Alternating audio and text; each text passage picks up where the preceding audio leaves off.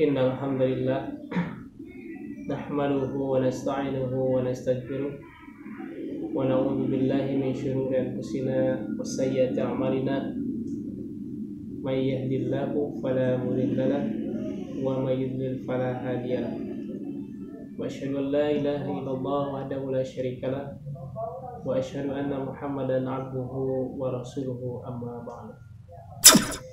Qala Allah ta'ala fil Qur'anil Karim, a'udzu billahi minasyaitonir rajim. Ya ayyuhalladzina amanu taqullaha haqqa tuqatih wa la tamutunna illa wa antum muslimun. Mudah-mudahan kita semua ada dalam lindungan Allah Subhanahu wa taala dan senantiasa ada dalam bimbingannya. Hadirin ikhwati iman, pada kesempatan ini tema tentang akidah, yaitu tentang pengertian kufur, nifak, jahiliyah, fasik, dolal, dan riddah. Sebelum masuk ke materi tersebut, saya akan membacakan sebuah ayat, yang mana ayat ini harus menjadi pegangan kita, patokan kita dalam beragama, baik itu berakidah atau beribadah amaliyah atau bermuamalah. Dalam surah Al-Imran ayat 31, Allah Subhanahu wa taala berfirman, A'udzu billahi minasyaitonir rajim. Qul in kuntum tuhibbunallaha fattabi'uni yuhibbukumullahu wa yaghfir lakum dzunubakum wallahu ghafurur rahim. Katakanlah, qul in kuntum tuhibbunallah, katakanlah jika kamu benar-benar mencintai Allah, fattabi'uni, maka ikutilah aku. Yuhibbukumullahu wa yaghfir lakum dzunubakum wallahu ghafurur rahim. Pasti Allah akan mencintaimu dan mengampuni dosa-dosamu, dan Allah itu Maha Pengampun dan Maha Penyayang. Maka Al-Imam Ibnu Katsir rahimahullah mengomentari ayat ini. Di dalam tafsirnya beliau mengatakan, hadhil ayatul karimatu hakimatun ala kulli man idda'a mahabbatallah wa laysa huwa ala tariqah fa innahu kadhibun fi da'wahu fi nafsil amri hatta yattabi'a syar'al muhammadiyyah wad dinan nabawiyyah fil muhammadiyyah jami'i aqwalihi wa ahwalihi.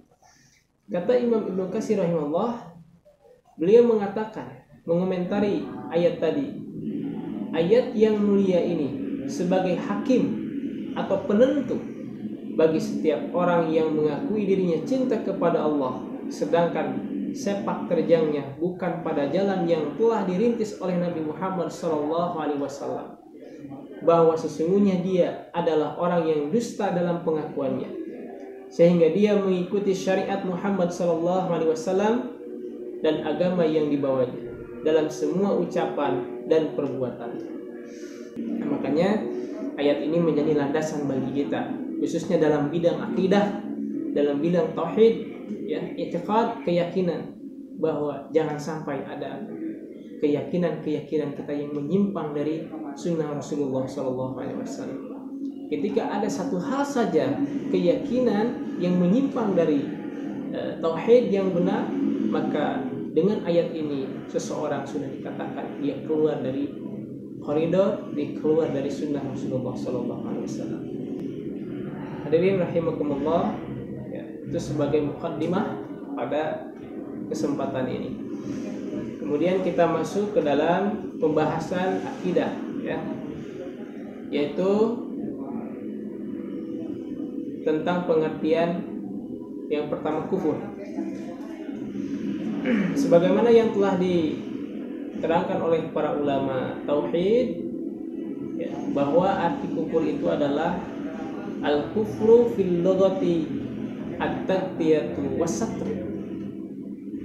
Kufur secara bahasa itu artinya menutupi. Jadi secara bahasa itu menutupi. Jadi setiap yang menutupi secara bahasa itu adalah kufur.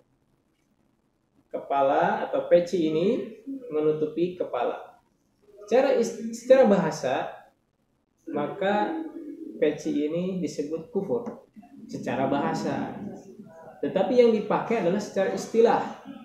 Ya, beliau mengatakan secara istilah kufur itu adalah diddul imani fa innal kufra adamul imani billahi wa rasulih. Yaitu kebalikan dari iman. Karena kufur itu berarti tidak beriman kepada Allah dan Rasul-Rasulnya. Jadi kufur itu secara syariat adalah kebalikan dari iman. Iman itu adalah kita meyakini bahwa adanya Allah, meyakini bahwa Tuhan kita itu adalah Allah Subhanahu wa Ta'ala, dan segala apa yang Allah terangkan kita meyakininya. Berarti ketika seseorang tidak beriman kepada Allah, mengingkari apa yang Allah ajarkan, berarti orang itu sudah kufur, ya. Dia sudah tertutupi hatinya untuk mengimani Allah Subhanahu wa Ta'ala dan ajarannya. Jadi seakan-akan hatinya itu sudah tertutup dengan penolakan itu. Maka seseorang dikatakan kufur ketika diantaranya dia tidak beriman kepada Allah Subhanahu wa Ta'ala dan apa yang Allah turunkan berupa ajaran-ajarannya. Nah, kemudian para ulama membagi jenis-jenis kufur. Kufur itu terbagi kepada dua. Yang pertama ada kufur akbar, kufur besar. Yang kedua kufur asgar, kufur kecil. Nah, kufur akbar ini terbagi kepada 5 jenis. Ya, ini yang saya kutip hanya 5 karena memang banyak. Ini 5 saja. Ya. Yang pertama yang termasuk kufur akbar adalah kufur takdzib, yaitu kufur mendustakan. Ini dalam surah Al-Ankabut ayat 68, itu bisa dilihat, ya. Antum semua bisa melihat, membuka Al-Quran di surah Al-Ankabut ayat 68, bagaimana orang-orang di zaman dahulu itu adalah mendustakan Allah Subhanahu wa Ta'ala dan mendustakan Rasulullah SAW. Ketika seseorang mendustakan Allah, mendustakan Rasulullah, maka dia itu sudah termasuk ke dalam kufur akbar. Bahkan misalkan ada orang Islam, seorang Islam yang mengakui keislamannya, dia berKTP Islam, tetapi ternyata ada salah satu ajaran Islam yang dia kufuri atau dia bohongkan, dia tidak mempercayainya, dia tidak mempercayai, bahkan dia dustakan sekaligus, maka otomatis dia telah keluar dari Islam, karena itu termasuk dengan kufur takdzib, yaitu mendustakan. Misalkan ada orang di zaman sekarang mendustakan Rasulullah SAW. Dia katakan Rasul itu hanya hayalan. Rasul itu misalkan berdusta. Rasul itu membuat Al-Quran dan selainnya. Kita lihat KTP-nya Islam, maka secara tidak langsung dia sudah keluar dari Islam, karena dia telah mendustakan ajaran Islam. Kemudian yang kedua, kufur iba wastikbar, enggan dan sombong. Ini ada dalam Quran surah Al-Baqarah ayat 34, yang ketika Allah Subhanahu wa Ta'ala memerintahkan kepada iblis, usjudu lil malaikah, ya iblis, wa qulna lil malaikati isjudu li adama fasajadu illa iblis aba wastakbar. Ketika Allah memerintahkan kepada para malaikat, bersujudlah kamu semuanya kepada Adam, maka malaikat semuanya bersujud illa iblis, kecuali iblis. Kenapa iblis sampai tidak mau bersujud? Aba, dia enggan, wastakbar, dan dia sombong, wa kana minal kafirin, dan iblis termasuk golongan orang-orang yang kafir karena dia tidak mau mematuhi perintah Allah Subhanahu wa Ta'ala. Nah, jadi yang kedua, ketika ada seorang muslim dia enggan dan sombong dalam menerima ajaran Islam atau perintah dari Allah Subhanahu wa taala. Dia enggan sholat, ya. Dia sombong dalam menerima kebaikan. Karena kata Rasulullah, yang dimaksud sombong itu adalah batrul haq wa ghamtun nas. Menolak kebenaran, ya, dan menghina manusia. Itu dikatakan sombong. Ketika seseorang diberikan ajaran Islam, disampaikan ayat-ayat Al-Qur'an, disampaikan hadis-hadis Rasulullah SAW, dia enggan mendengar, bahkan dia menolak dengan sombongnya. Hati-hati ini. Bisa jadi dia keluar dari Islam secara dia tidak sadari. Karena kenapa? Karena itu masuk kategori kufur akbar, kufur besar. Sebagaimana iblis waktu dahulu dia pernah lakukan kepada Allah Subhanahu wa taala. Karena merasa dirinya lebih baik daripada Adam alaihissalam. Padahal kalau kita pikir-pikir sebetulnya bukan bukan sujudnya, karena sujud kan itu bukan sujud seperti dalam sholat, tapi penghormatan. Tetapi siapa yang memerintahkannya, itu yang menjadi dasar kita dalam beribadah. Kita tidak melihat apa perintahnya, ya. Kita tidak melihat bagaimana kita melaksanakannya, tapi yang kita lihat adalah siapa yang memerintahkannya, itu Allah Subhanahu wa taala. Maka iblis dikeluarkan dari golongan atau dari surga karena dia oleh Allah Subhanahu wa taala dikategorikan sebagai orang yang kufur kepada Allah Subhanahu wa taala. Kemudian yang ketiga yang termasuk kufur akbar itu adalah kufur syak. Ini ragu. Bagaimana dalam surah Al-Kahfi ayat 35 dan 38. Itu bisa dibuka oleh antum semua. Surah Al-Kahfi ayat 35 sampai 38 menerangkan orang-orang yang ragu, ya, terhadap ajaran Islam. Ini tidak mustahil ditemukan di kalangan kaum muslimin pada saat ini. Masih banyak orang-orang yang meragukan adanya surga atau neraka. Kenapa? Mungkin latar belakang keilmuan, ya, atau pengaruh lingkungan sekitar yang mempengaruhi pemikirannya sehingga menjadi sesat. Karena banyak sekarang aliran-aliran sesat yang bertebaran di muka bumi ini. Cocok, ya pemikiran kaum muslimin sehingga akidahnya rusak. Sehingga banyak kaum muslimin sekarang yang meragukan, ya, adanya surga, meragukan adanya neraka, meragukan kepada perintah-perintah Allah Subhanahu wa taala. Walaupun secara zahiriyah dia melaksanakan ibadah, tetapi dalam batinnya dia meragukan, maka dia sudah masuk ke dalam kategori kufur akbar yang dapat mengeluarkan dia dari Islam. Kemudian yang keempat, kufur i'rad, yaitu berpaling.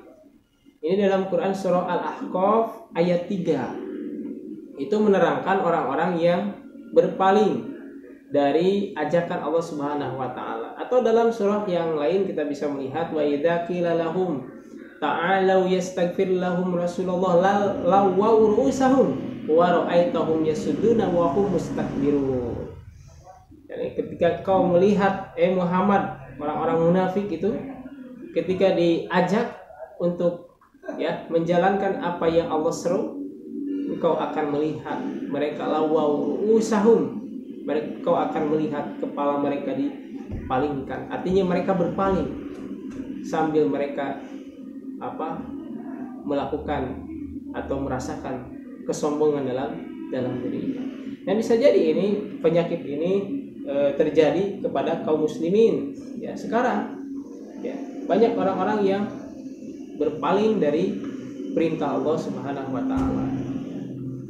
Kemudian yang kelima, nifaq atau kufur nifaq, ya, kufur nifaq. Ini dalam Quran surah Al-Munafiqun ayat 3. Sampai Allah Subhanahu wa taala menerangkan awalnya mereka beriman.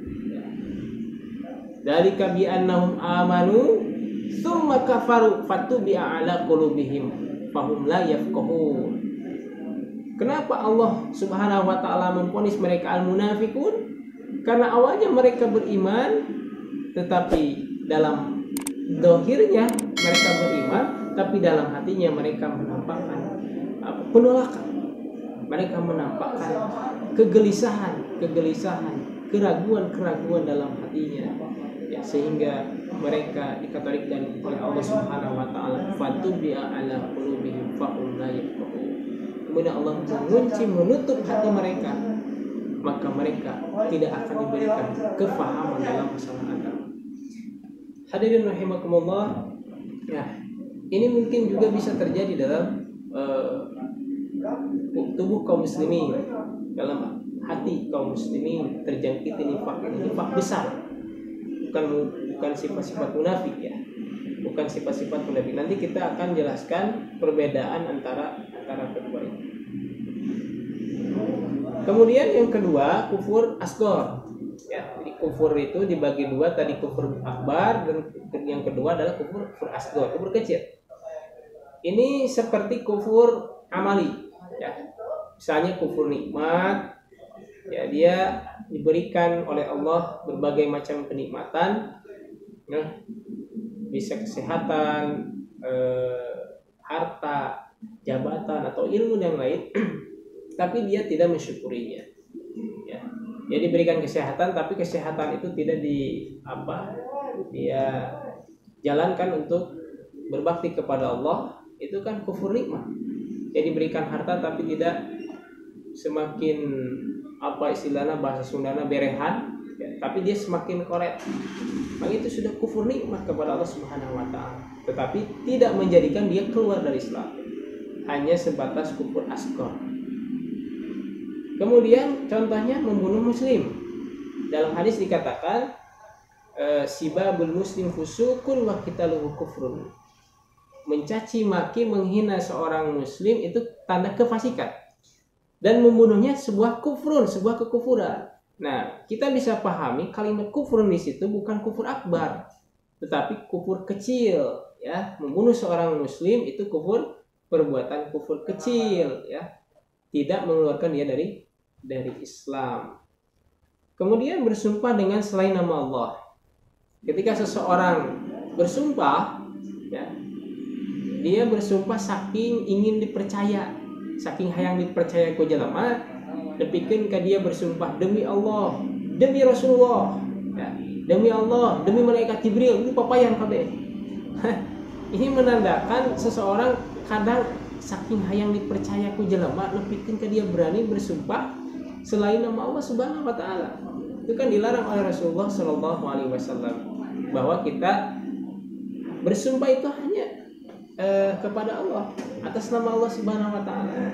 Tapi kita temukan, ya, bahkan di zaman ini banyak, saya dengar juga, sering saya dengar orang-orang yang bersumpah walaupun niatnya itu ingin dipercaya, tetapi itu tanda kekufuran, karena tidak boleh bersumpah dengan selain nama Allah. Cukup saja dengan demi Allah, ya, karena seorang muslim ketika menyebutkan demi Allah itu sudah cukup untuk kita percaya. Tidak usah ditambah dengan demi Rasulullah, demi malaikat Jibril, ya. Tidak boleh, ya. Demi apapun, ketika kita bersumpah cukup dengan nama Allah Subhanahu wa taala. Nah, itulah perbedaan antara kufur akbar dan kufur asghar. Nah, kemudian yang kedua, istilah-istilah yang terdapat dalam akidah itu adalah nifak, ya, nifak. Di sini diterangkan oleh Syekh Al-Fauzan dalam kitabnya At-Tauhid jilid 3 halaman 21. Beliau mengatakan nifak adalah menampakkan keislaman dan kebaikan tetapi menyembunyikan kekufuran dan kejelekan. Dinamai demikian karena orang munafik itu masuk ke dalam agama melalui satu pintu, tetapi ia keluar melalui pintu yang lain. Nah, kata Syekh Al-Fauzan hafidhullah ta'ala, karena beliau masih hidup, ya, Syekh Al-Fauzan, beliau mengatakan orang munafik gitu, ya, dia menampakkan keislaman. Itu kan di zaman Rasulullah SAW. karena Madinah itu dikuasai oleh Rasulullah, ya. Rasulullah sebagai presiden, otomatis orang-orang yang tadinya kafir katakan, karena tidak mau terkucilkan atau punya keinginan-keinginan yang lain, dia berpura-pura menjadi orang-orang Islam untuk melindungi dirinya, ya, tidak menampakkan permusuhan, ya. Dia berlindung atas nama Islam untuk kepentingan dirinya. Dia menjalankan perintah-perintah Allah dan Rasulullah. Bahkan dalam sejarah dikatakan Jumatana pangheulana gitu. Panghareutna disapna ge. Ketika pengajian dia pun mendengarkan paling depan. Tetapi itu hanya kamuflase orang-orang munafik di zaman Rasulullah itu. Tapi dalam batinnya mereka menolak, ya, apa yang beliau sampaikan. Nah, ini sudah masuk ke dalam kategori apa? Nifak besar. Sehingga bisa mengeluarkan dia dari Islam kalau menimpa kaum muslimin pada hari ini. Contoh dalam nifak i'tiqad, ya, nifak i'tiqadi, nifak keyakinan. Jadi dalam keyakinannya dia itu menolak, tapi dalam zahiriyahnya dia melaksanakan perintah Allah. Ini orang-orang munafik di zaman Rasulullah SAW. Yang kedua nifak amali, ya, nifak amali itu berbeda dengan nifak i'tiqad, ya. Kalau nifak i'tiqad itu adalah nifak besar yang bisa mengeluarkan seseorang dari Islam, ya, ciri-cirinya tadi mendustakan Rasulullah, membenci Rasulullah, gembira dengan kemunduran Islam, tidak senang dengan kemenangan agama Rasulullah SAW walaupun berKTP Islam. Ya, kita tahu sekarang yang banyak sebetulnya contoh-contohnya. Bisa saya sebut JIL, jaringan iblis laknatullah, atau mereka namakan jaringan Islam liberal. Mereka menjalankan, ya. Bahkan ada, kita tahu mereka sholat, mereka saum, tetapi banyak pemikiran-pemikiran mereka yang menyimpang. Bahkan seolah-olah mereka itu mendustakan apa yang beliau bawa. Mereka menyebutkan bahwa Al-Quran sudah tidak lagi relevan dengan perkembangan zaman dan hal yang lainnya, yang mewaris, ya, dan yang lainnya. Itu kemunafikan yang mereka tampakkan. Kalau dulu, ya, nifak besar itu zaman Rasulullah mereka menyembunyikan kemunafikan itu, tapi sekarang mereka menampakkan. Ini lebih parah lagi nih. Sehingga ketika ada orang yang mengatakan kami Islam, tetapi tidak di atas manhaj Rasulullah SAW yang tadi disebutkan dalam muqaddimah, maka dia sudah nifak i'tiqad yang mengeluarkan dirinya dari Islam. Kemudian kalau nifak amali, yaitu melakukan sesuatu yang merupakan perbuatan orang-orang munafik, tetapi masih tetap ada dalam iman di dalam hati, ya. Kalau nifak amali itu ialah dalam i'tiqadnya dia yakin, dia percaya, tidak mendustakan. Tapi dalam zahiriyah, dalam amalnya, dia melakukan perbuatan-perbuatan yang biasa dilakukan oleh orang-orang munafikun secara i'tiqad. Nah, maka ini tidak bisa dikatakan dia orang munafik, ya. Kalau ada orang Islam, ya, seorang muslim yang melakukan ciri-ciri di antara tanda orang munafik, dia tidak bisa dikatakan munafik tulen. Tapi dia hanya melakukan di antara sifat-sifat kemunafikan. Contohnya, kalau bicara dia bohong, kalau janji dia ingkar, ya. Kalau diamanahi dia khianat. Itu tidak bisa dikatakan dia munafik, tetapi hanya memiliki satu sifat di antara sifat-sifat munafik. Tapi kalau dibiasakan ini juga bahaya, ya. Nifak kecil kalau dibiasakan dan menjadi kebiasaan dan sebuah keyakinan, ya, nanti akan meningkat kepada nifak besar, nanti bahaya. Jadi tidak ada yang mending sebetulnya. Tapi kalau ditimbang dari kedua jenis nifak ini, ya nifak i'tiqad lah yang membuat seseorang keluar dari Islam. Kemudian, ya, selanjutnya tentang jahiliyah. Syekh Fauzan mengatakan al-halul lati kanat 'alaiha al-arab qabla al-islam min jahli billahi subhanahu wa rasulihi wa syara'i'id din. Jahiliyah adalah keadaan yang ada pada bangsa Arab sebelum Islam, yakni kebodohan tentang Allah, para rasulnya, dan syariat agama. Jadi kata Syekh Al-Fauzan hafidhahullah ta'ala bahwa yang dimulai jahiliyah adalah kebodohan. Tentunya ini bukan kebodohan dalam masalah duniawiyah, karena kita tahu mereka orang-orang Arab itu pada pintar-pintar. Mereka ahli syair, ya, sehari-harinya berbuat atau selalu menciptakan syair-syair, ya. Hanya ada misalkan, ya, ada burung yang hinggap di pohon, ada wanita yang berjalan, mereka langsung membuat syair, refleks lisan mereka itu dalam bersyair dan hal-hal yang lain. Mereka pada pintar-pintar itu.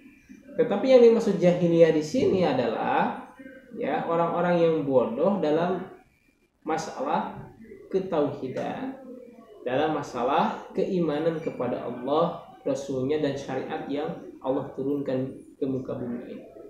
Itulah pengertian yang disebutkan oleh para ulama mengenai jahiliyah. Kemudian beliau melanjutkan, jahiliyah ini ada dua jenis, ya. Yang pertama jahiliyah ammah, yaitu jahiliyah umum yang terjadi sebelum diutus Nabi dan berakhir setelah diutusnya Rasulullah Shallallahu Alaihi Wasallam. Jadi jahiliyah itu ada dua. Yang pertama jahiliyah ammah umum, yaitu jahiliyah sebelum Nabi diutus. Kita katakan jahiliyah, semua orang-orang sebelum Nabi diutus jahiliyah, yang tidak beriman kepada Allah dan tidak mengenal syariat Allah, itulah jahiliyah. Tapi secara ammah. Dan penyebutan jahiliyah ammah ini dihapus oleh Rasulullah, oleh Allah Subhanahu wa Ta'ala ketika Rasul diutus. Jadi ketika Rasul diutus, penyebutan jahiliyah ammah ini sudah dihapus, tidak ada, kosong. Kemudian selanjutnya fasik. Fasik itu adalah keluar dari ketaatan kepada Allah Subhanahu wa Ta'ala. Kefasikan ini bisa terjadi pada orang-orang Islam, tetapi tidak dikategorikan fasik kufur atau fasik yang membuat keluar dia dari Islam. Tetapi istilahnya dalam Al-Quran disebut al-asi, para pelaku maksiat, sesuai Quran surah An-Nur dan surah Al-Baqarah ayat 197. Dalam menafsirkan kedua ayat ini, para ulama mengatakan bahwa perbuatan fasik di sini adalah perbuatan maksiat. Ya, jadi fasik itu secara umum yang dikerjakan oleh orang kafir itu sebuah kefasikan, dan kefasikan yang diperbuat oleh kaum muslimin itu disebut al-asi, para pelaku maksiat. Kemudian selanjutnya dhalal, kesesatan. Ini secara singkat saja, ya, para ulama mengatakan ad-dhalalu al-udulu anit tariqil mustaqimi wa huwa diddul hidayah. Kesesatan adalah berpaling dari jalan yang lurus, ia adalah lawan dari petunjuk. Jadi kesesatan itu kebalikan dari petunjuk.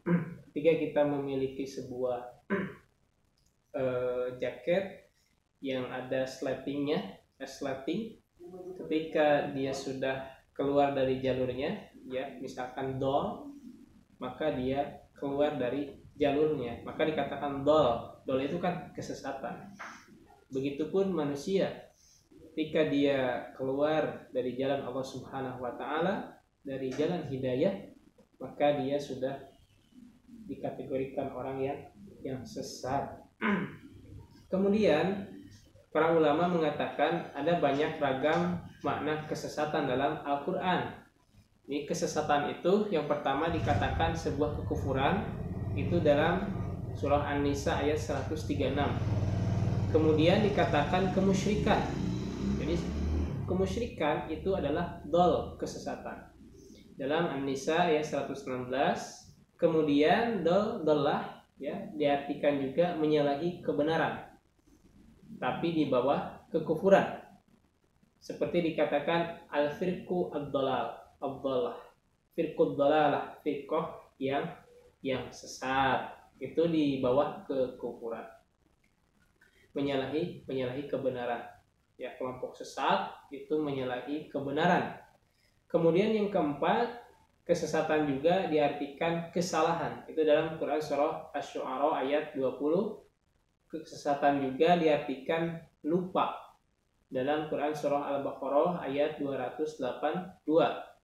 Dan yang terakhir, kesesatan diartikan hilang dan tidak ada, seperti ungkapan dolatul ibil, unta yang hilang. Itu ragam makna kesesatan yang Allah terangkan dalam Al-Quran. Kemudian selanjutnya yang terakhir ini mengenai riddah, itu murtad. Para ulama mengatakan riddah itu adalah seseorang yang keluar dari agama Islam. Dia dikatakan murtad dari Islam. Makanya Allah Subhanahu wa taala berfirman dalam surah Al-Baqarah ayat 217, "Wa may yartadid minkum an dinihi fayamut wa huwa kafirun faulaika habitat a'maluhum fid dunya wal akhirati wa ulaika ashabun nari hum fiha khalidun." Barang siapa yang murtad di antara kalian dari agamanya, yakni dari agama Islam, kemudian dia mati sebelum bertobat, kemudian dia mati sebelum dia masuk Islam kembali, maka dia mati dalam keadaan kafir, dan kebaikan-kebaikannya, amal solehnya yang dia lakukan sebelum dia murtad itu Allah hapuskan semuanya, dan di akhirat dia menjadi penghuni neraka.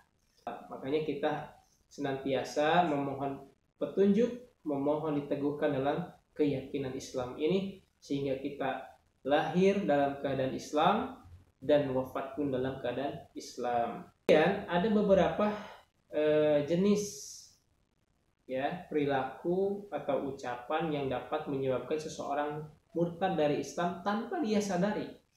Bisa saja dia ya melakukannya padahal dia berKTP Islam, maka menyebabkan dia murtad dari Islam. Yang pertama, riddah dengan ucapan, ya.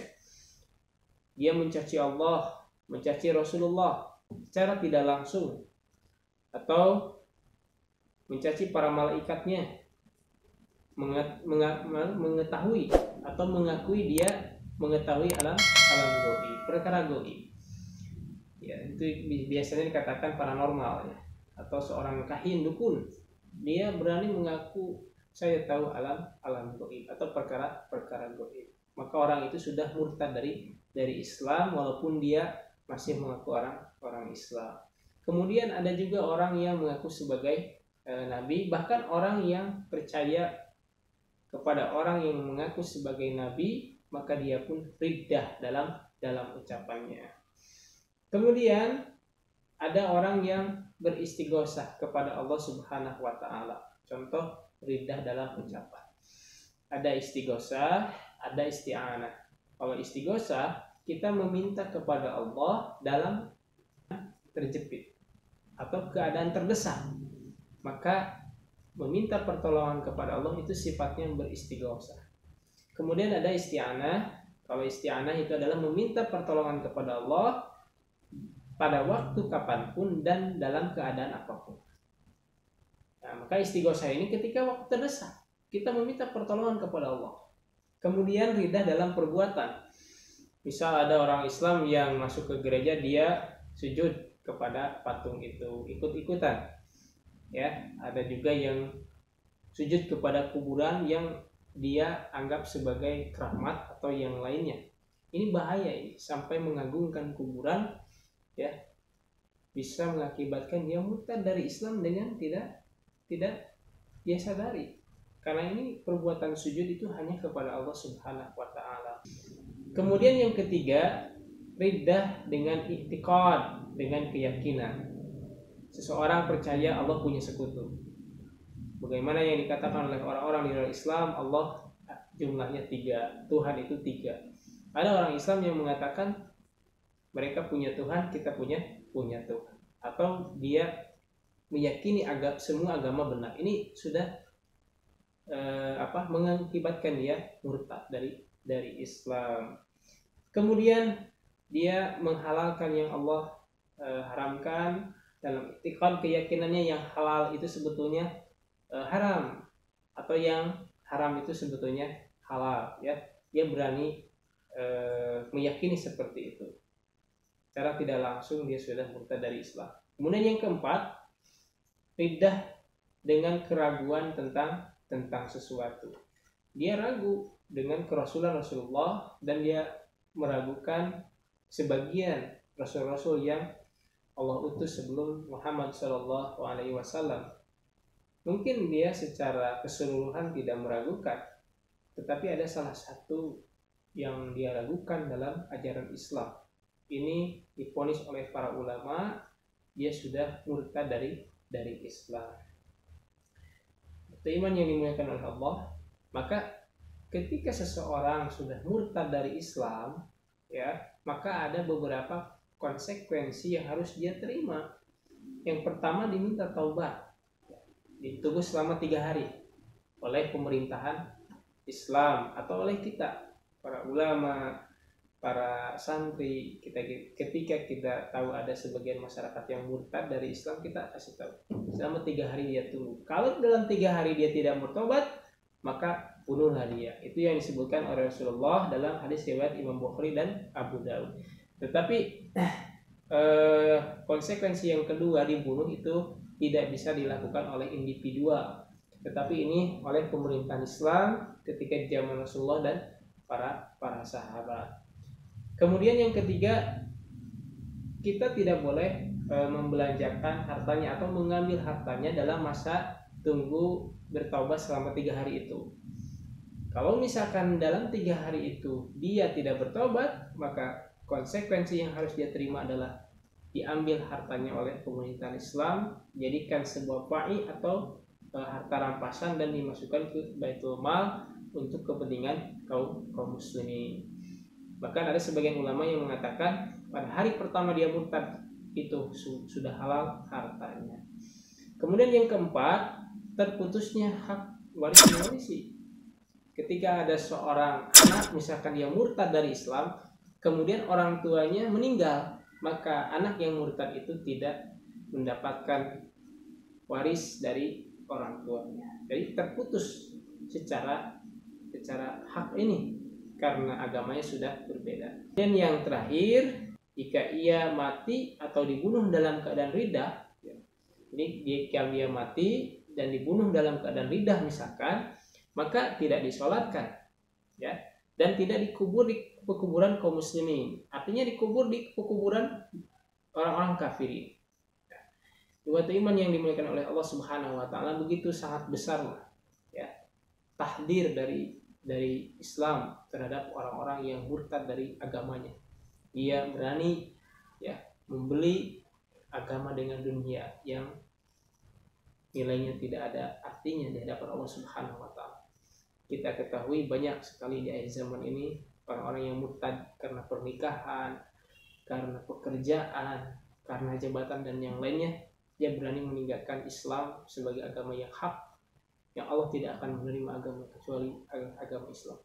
Makanya kita sebagai kaum muslimin, khususnya pemuda Islam, kita harus menjaga keimanan kita agar tetap kokoh dan ada dalam ajaran yang benar, yaitu tentang Islam. Ikhwati iman yang dimuliakan oleh Allah Subhanahu wa taala, sebagai penutup pada kesempatan kali ini, ya, mari kita bersama-sama pelajari tauhid ini dengan benar.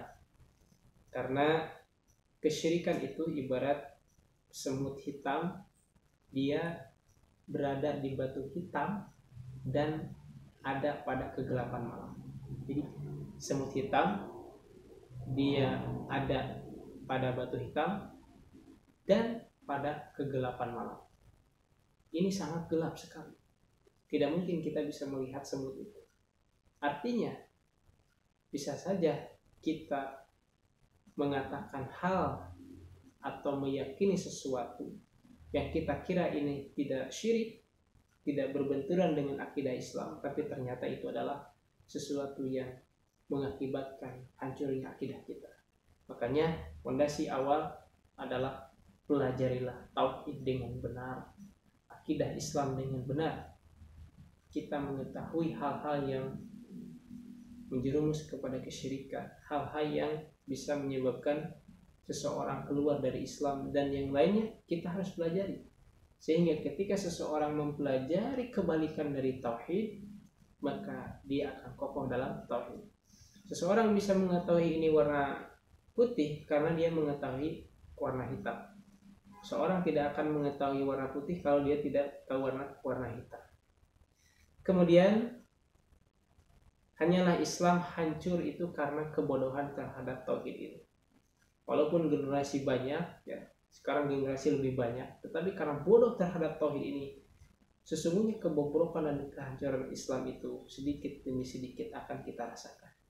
Bagaimana pemuda-pemuda Islam yang kita harapkan beraktif dalam kegiatan Islam, dia mengamalkan ajaran Islam dengan keyakinan yang mantap, hambar kita melihatnya. Mungkin salah satunya adalah kurangnya pengajaran tauhid ke dalam akidah mereka. Makanya tidak heran Umar bin Khattab radhiyallahu anhu mengatakan dalam Majmu'atut Tauhid karya Syekhul Islam Ibnu Taimiyah, innama tunqadu ural Islam urwatan idza nasha'a fil islami man la ya'riful jahiliyata wasyirka.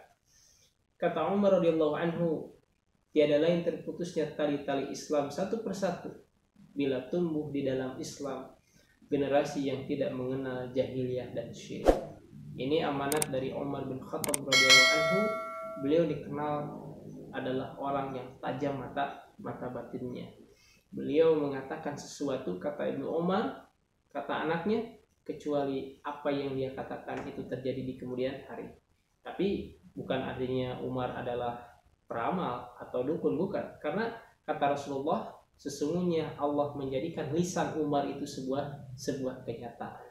Nah, ini adalah bentuk pernyataan Umar yang memang kita jangan berpangku tangan, tetapi kita harus berusaha mempelajari tauhid ini dengan benar, mempelajari hal-hal yang menghancurkan akidah kita, sehingga dalam beragama kita ada dalam manhaj Rasulullah Shallallahu Alaihi Wasallam, bukan hanya selamat di dunia tapi nanti yaitu di akhirat. Ikhwati iman yang dimuliakan oleh Allah Subhanahu Wa Taala, mudah-mudahan apa yang saya sampaikan bisa menjadi tambahan ilmu, minimal jadi bahan perbandingan bagi kita untuk senantiasa mengabdi dan berbakti kepada Allah dalam akidah, atau mempunyai akidah yang kuat, yang mantap, sehingga akidah ini menjadi wadah terhadap amalan-amalan yang akan kita lakukan atau amalan yang telah kita lakukan.